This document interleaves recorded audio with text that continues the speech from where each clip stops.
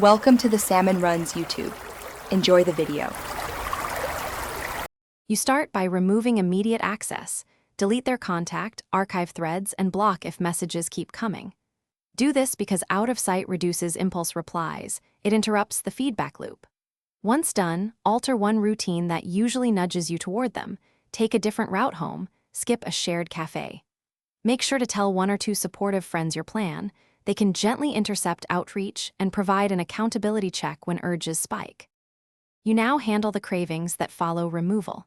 When you feel the urge, use a 10-minute rule. Do a brisk walk, write pages, or call a friend. This short delay often cools the impulse.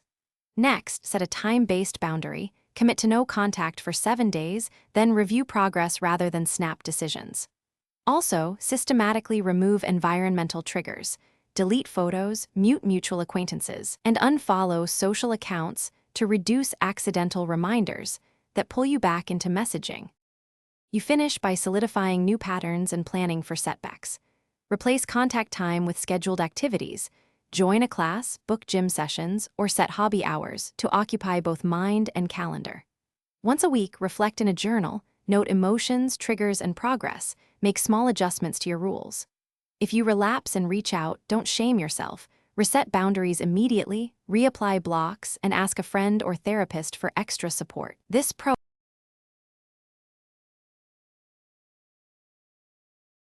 Thanks for watching.